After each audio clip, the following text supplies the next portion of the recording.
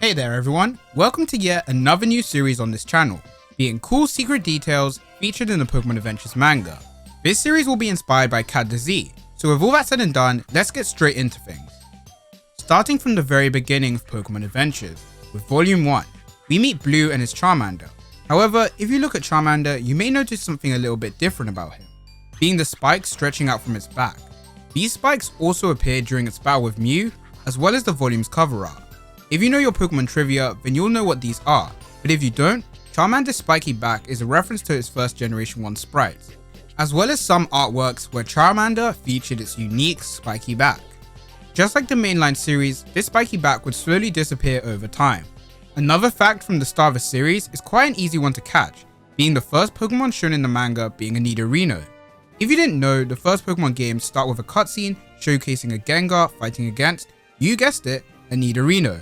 So the manga pays homage to this iconic scene by having the children try to catch a Nidorino, but then Red steps in to help out with the help of his Poliwhirl. However, that's not all. The Generation 1 games would get a remake in the form of Pokemon FireRed and LeafGreen, and as a remake, the famous battle takes place once again. When we look to the manga, we also get an arc to represent these remakes, with the FireRed and LeafGreen arcs. In the beginning of this arc, we see a group of children trying to catch a Nidorino, with it being a near one-to-one replica of the events of the first book, even down to the dialogue. This time, when Red appears to lend a hand, he doesn't battle himself. Instead, he informs the children that they can use the Pokemon they already own to help them out. And the Pokemon they own just happens to be a Gengar, allowing the reference to finally be an exact copy to the original games.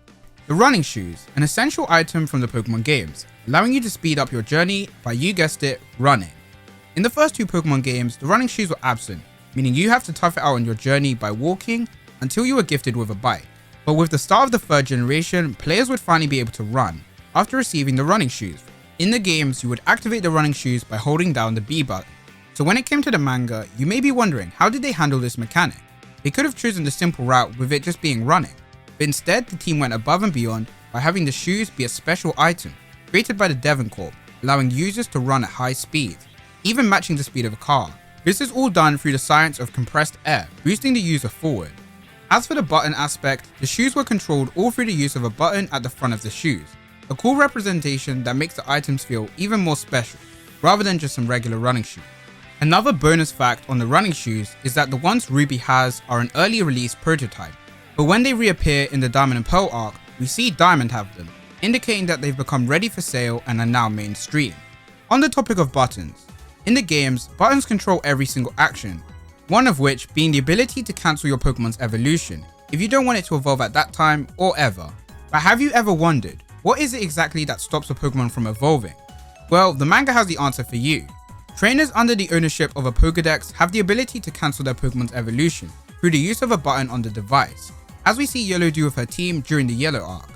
It's explained by Blue that the Pokedex emits a special pulse that prevents a Pokemon from evolving, hence the name the cancel button. When time came for the final battle, Yellow lost the Pokedex, meaning whether she wanted to or not, her entire team evolved. In other words, meaning, if you don't have a Pokedex, you can't stop your Pokemon from evolving. Here's what I would say, but in truth, there is actually an instance where a trainer stopped the Pokemon from evolving without the use of a Pokedex. This trainer being White, who stops Black's Tepig from evolving by physically shaking it. The Safari Zone, a classic from the early days of Pokemon, letting you catch all sorts of Pokemon that you wouldn't usually see in the wild. In the manga, the Safari Zone actually acts more like a tour attraction, and it actually takes inspiration from another attraction, or park I should say, one based on creatures you wouldn't usually see. If you couldn't guess what it was Jurassic Park. Aside from the fact that Pokemon and dinosaurs are completely different, the Safari Zone in the manga is pretty much just like the Jurassic Park, most evidently from the sign displaying the place, being a literal reference to the Jurassic Park logo. The creator of the Safari Zone also looks oddly similar to the creator of Jurassic Park, John Hammond. Just like in Jurassic Park, everything ends up going wrong, and the creatures end up trying to hunt down Red, even going as far as to nearly feeding Red to Weepinbell and Bellsprout. But against all odds, Red actually manages to tame and capture a lot of the Safari Zone Pokemon, even having an army of sorts. Another detail that is about referencing the games comes from the Gold, Silver and Crystal arc, which of course references the games of the same name. If you head to Mount Silver after completing everything in the game, you can battle the legendary trainer, Red. By now, this is a widely known fact that everyone knows. However, where things get cool is when you look at Red's team. Atop Mount Silver, Red's team consists of Pikachu, Espeon, Snorlax, Venusaur, Charizard, and Blastoise.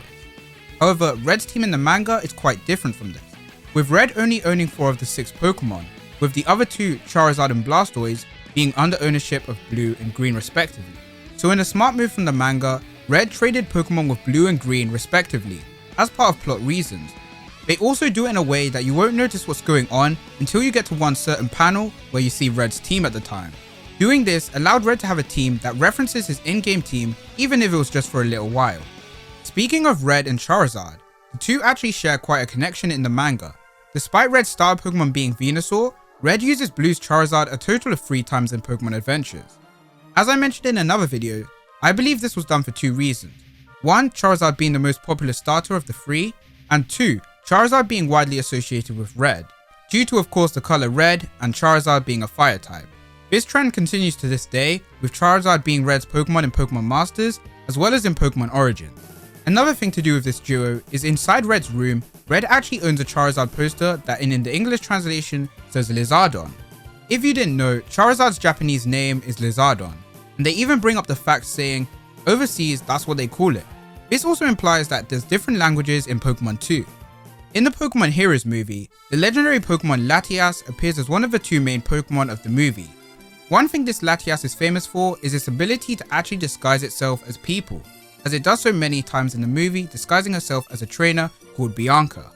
These 2 looking the same causes a lot of confusion, so the way to differentiate them was that Latias does not replicate Bianca's hat, showing off her hair, which looks oddly similar to Latias's ears, I guess. In the manga, specifically the Emerald arc and the Oras arc, the Eon duo also appear, and Latias' ability to disguise itself as a person returns. But this time, Latias' disguise, instead of being of an existing person, is of a human version of itself. This human design of Latias doesn't only appear once, it actually appears multiple times during the arc, with it following Emerald, disguising itself as a human, dressing up in different outfits and going all over the battle frontier. These special illustrations don't just stop in the Emerald arc, in fact they return in the Platinum arc, as that has a battle frontier as well. This is honestly a really cute and interesting design as well, and I hope more people talk about it and it returns in the future. In Pokemon, as we all know, you catch Pokemon, and they go to your party or your box depending on how many you have at the time. The manga follows suit with this idea.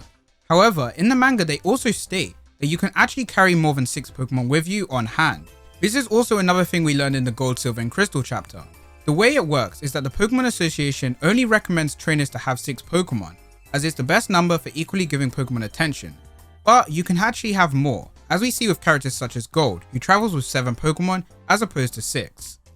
Another neat fact about Pokemon storage, for someone like Chris, whose goal is to catch Pokemon, she has a special device on her Pokegear, which allows her to send Pokemon to the lab without having to go to a Pokemon Center. So if you wonder where Pokeballs just randomly disappear to, now you know where. And our last cool detail for this video is another fact to do with everyone's favorite starter Pokemon, Charizard.